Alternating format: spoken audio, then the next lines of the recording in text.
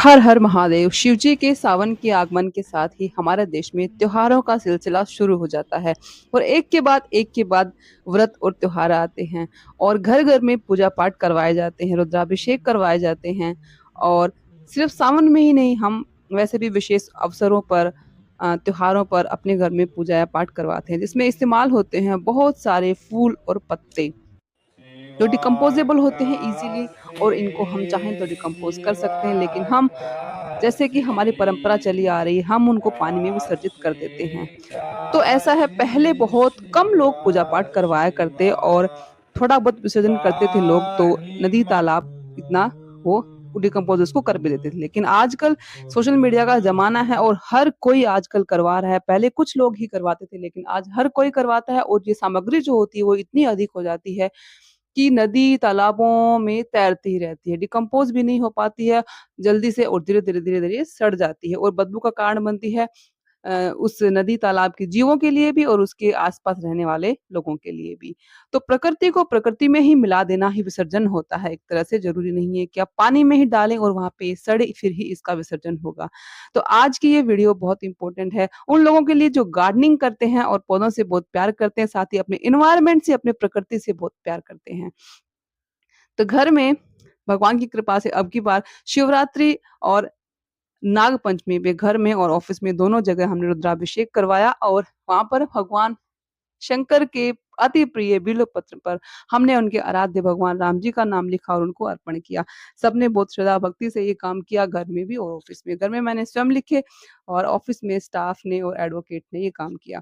सोचिए, एक एक बेल पत्र पर सिर्फ चंदन से लिखा हुआ कोई नाम नहीं था, हर पत्ते में हमारी श्रद्धा थी, हर हमारी आस्था थी और भगवान के प्रति हमारा भाव था। पूजा पूरी हुई, भगवान को फूल और बेलपत्र अर्पित हो गए, लेकिन उसके बाद मेरे मन में एक सवाल आया, या फिर यूं कहें एक ख्याल आया, क्या इन्हें हम नदी में प्रवाहित कर देंगे?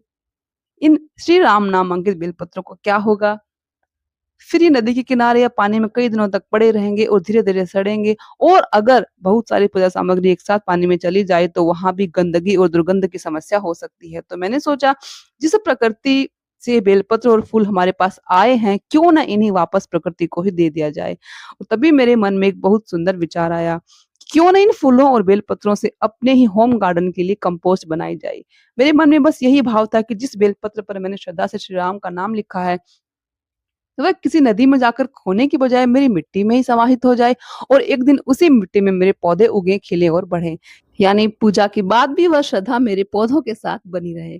इसी भावना से मैंने इस बार फूलों और बेलपत्रों को फेंकने या नदी में प्रवाहित करने की बजाय कंपोस्ट में बदलने का फैसला किया।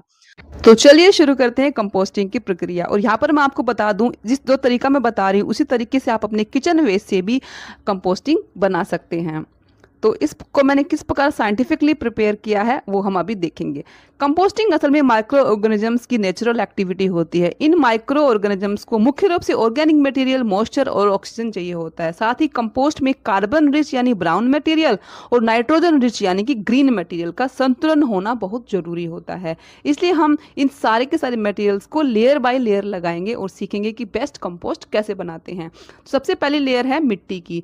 सबसे पहले मैंने गमले में मिट्टी की एक लेयर लगा दी है। मिट्टी यहाँ सिर्फ जगह भरने के लिए नहीं है, बल्कि गार्डन सोइल में नेचुरली माइक्रो ऑर्गेनिजम्स मौजूद होते हैं जो ऑर्गेनिक मटेरियल के डिकम्पोजिशन में योगदान देते हैं। इसी कारण कंपोस्टिंग में सोयल या तो फिर फिनिश्ड कंपोस्ट की एक पतली लेयर का इस्तेमाल किया जाता है। उसके बाद हम लगाएंगे दूसरी लेयर, जो है सूखी घास। घर में जो फ्रूट वगैरह की पेटी वगैरह आती है ना, तो उनकी घास भी मैं नहीं फेंकती हूँ, क्योंकि कंपोस्टिंग में बहुत अच्छा इस्तेमाल होता है। यह हमारी कंपोस्ट की brown carbon rich material layer है। सूखे प्लांट मटेरियल कार्बन प्रदान करते हैं और कंपोस्ट में स्ट्रक्चर बनाने में भी हेल्प करते हैं। लेकिन यहाँ एक बात बहुत जरूरी है कि सिर्फ सूखी सामग्री से कंपोस्ट अच्छी नहीं बनेगी, हमें कार्बन के साथ नाइट्रोजन रिच मटेरियल भी डालना चाहिए। और अब बस वही आने वाला है, कार्बन यानी कि सूखी चीज़ों से। अब ये घास मैंने डाली है, इसकी जगह आप सूखे पत्ते डाल सकते हो। अगर आपके पास वो भी नहीं है तो आप जो गत्ते होते हैं ना, कार्डबोर्ड होते हैं घर में, वो भी डाल सकते हो, क्योंकि वो भी एक्चुअली में तो वो पत्तों पेड़ों से ही बनते हैं। जो ब्राउन वाला जो गत्ता होता है, जिसमें हम ऑनलाइन वगैरह सामान मंगवाते हैं, तो वो भी, उसका इस्तेमाल भी आप कर सकते हो, बेस्ट है। लेकिन अगर आपके पास सूखे घास हैं तो वो बेस्ट है। अब हम लगाने वाले हैं इसके ऊपर तीसरी लेयर। तो अब है लेयर नंबर 3, तीसरी लेयर। इसमें मैंने डाले हैं पूजा के सारे फूल और बेलपत्र। ध्यान रहे कि इसमें पूजा में क्या होता है, चावल के दाने भी होते हैं। तो मोस्टली जब हम कंपोस्ट बनाते हैं ना, तो हम उसमें चावल का आटा भी 1 चम्मच डाल देते हैं। वो माइक्रो ऑर्गेनिजम्स के लिए खाने का काम करता है। तो इसमें ऑलरेडी कुछ ना कुछ चावल के दाने पहले से ही हैं, तो वो मुझे अलग से डालने की बिल्कुल भी ज़रूरत नहीं है। अगर आप सिर्फ और सिर्फ किचन कंपोस्ट में बना रहे हैं तो उसमें आप डाल सकते हैं, 1 चम्मच चावल का आटा डाल सकते हैं। ये फ्रेश प्लांट मटेरियल है और कंपोस्ट में नाइट्रोजन रिच यानी ग्रीन कंपोनेंट में योगदान देता है। किचन वेस्ट से बना रहे हैं तो आप सब्जियों और फलों के छिलके डालें। और ये नाइट्रोजन जो होता है माइक्रो ऑर्गेनिजम्स के लिए बहुत ही महत्वपूर्ण न्यूट्रिएंट होता है और ऑर्गेनिक मटेरियल को ब्रेक डाउन करने में हेल्प करता है। अगर आपको और थोड़ा फास्ट करना है अपनी कंपोस्टिंग को, तो जो ग्रीन मटेरियल आपका है ना, उसको आप छोटे छोटे टुकड़ों में काट दें। ठीक है, क्योंकि प्लांट मटेरियल को छोटे पीसेज में काटने से माइक्रो ऑर्गेनिजम्स के लिए सरफेस एरिया बढ़ जाता है और डिकम्पोजिशन तेजी से हो जाता है।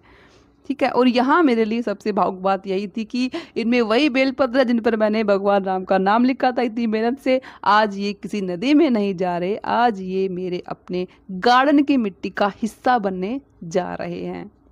तो अब हम लगाएंगे चौथी लेयर, लेयर नंबर 4। ये है फिर से एक मिट्टी की पतली लेयर। अब फूल और बेलपत्रों के ऊपर मैंने ये लेयर लगा दी है। ये लेयर ऑर्गेनिक मटेरियल को कवर करती है और माइक्रो ऑर्गेनिजम्स को डिकम्पोजिशन के लिए सूटेबल इन्वायरमेंट देती है। यह सॉइल बहुत मोटी नहीं लगानी है हमें, ये लेयर एक पतली लेयर ही काफ़ी है। तो ये लेयर भी हमें इम्पोर्टेंटली लगानी है। तो हम टोटल 4 लेयर लगा चुके हैं। सबसे पहले हमने मिट्टी की लेयर लगाई। मिट्टी की लेयर लगाने के बाद हमने सेकंड लेयर लगाई कार्बन रिच जो प्रोडक्ट होते हैं, जो सूखे पत्ते घास वगैरह होते हैं। थर्ड लेयर हमने लगाई नाइट्रोजन रिच कंपोनेंट्स की, यानी कि ग्रीन वेस्ट हमारा। फोर्थ लेयर हमने फिर से लगाई है सॉइल की। और अब हम लगाने वाले हैं फिफ्थ लेयर, जो कि बहुत ही क्रूशियल और बहुत ही इम्पोर्टेंट है इस वीडियो के लिए।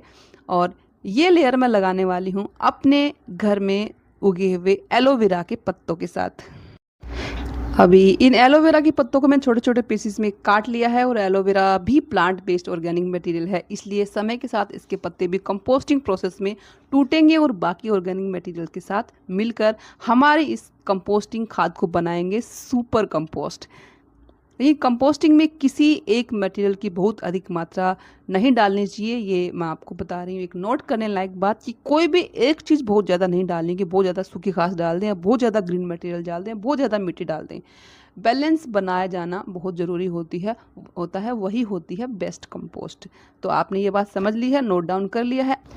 तो अब नोट कर लीजिए, इसके बाद हम लगाने वाली हैं हमारी 6th लेयर, यानी कि छठी लेयर, जो कि हम लगाएंगे फिर से सूखी घास का लेयर। इस पे लगाएंगे, सूखे पत्ते आपके पास अवेलेबल हैं, या पत्ते नहीं तो गत्ते होंगे, कुछ तो आप लगा सकते हैं। और इसको हम कवर कर देंगे। तो एलोवेरा के ऊपर ये लेयर मैंने लगा दी है। फिर से कार्बन रिच ब्राउन मटेरियल जोड़ दिया है। इस तरह हमारा उद्देश्य है वेट ग्रीन मटेरियल और ड्राई ब्राउन मटेरियल के बीच बैलेंस बना के रखना। अगर ज़्यादा इसमें वेट मटेरियल हो जाएगा तो पता क्या होगा, कंपोस्ट बहुत गीली हो जाएगी और ऑक्सीजन कम होने से दुर्गंध की समस्या आ जाएगी। वही अगर बहुत ज़्यादा ब्राउन हो जाएगा तो डिकम्पोजिशन धीमी पड़ जाएगी।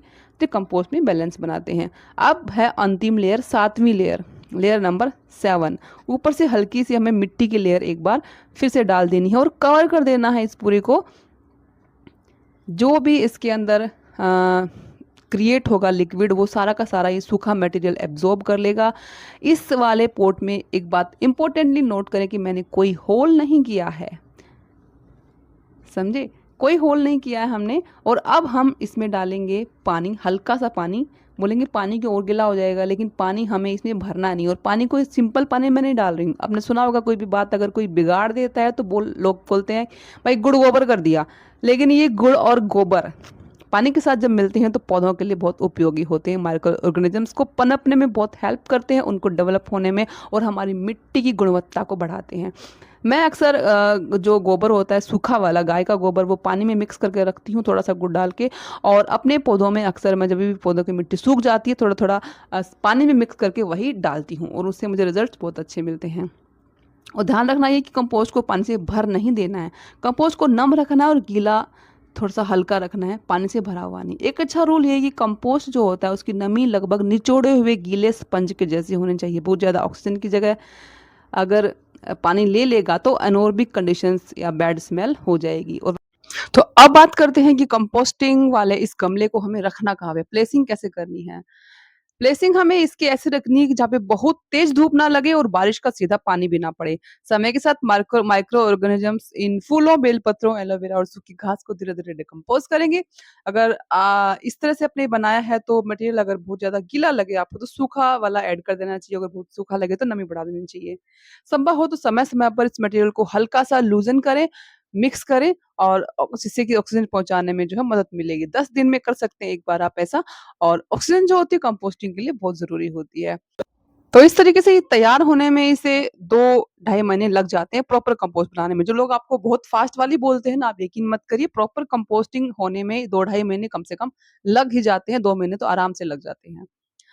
तो और इसकी पहचान कैसे करेंगे आप? जो प्रॉपर कंपोस्ट होती है उसका टेक्सचर थोड़ा क्रम्बली सा होता है, मिट्टी जैसा, और उसमें तेज़ जो है वो स्मेल नहीं आती, सड़ी हुई स्मेल नहीं आती है। प्रकृति से लिया और प्रकृति को ही वापस कर दिया, वो भी एकदम साफ-सुथरे तरीके से।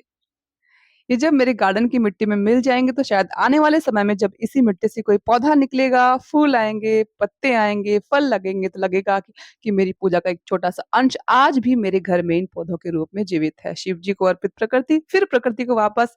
बस यही मेरी इस बार की पूजा के बाद की छोटी-सी पहल थी। वीडियो का कांसेप्ट पसंद आया तो लाइक करें, चैनल पर नए हैं तो सब्सक्राइब करें, और मेरे चैनल पे आपको हाइप हाइप का ऑप्शन मिलेगा, लाइक के बाद प्लीज़ हाइप करें। मिलते हैं किसी नेक्स्ट वीडियो में, till then happy planting, keep planting. हर हर महादेव।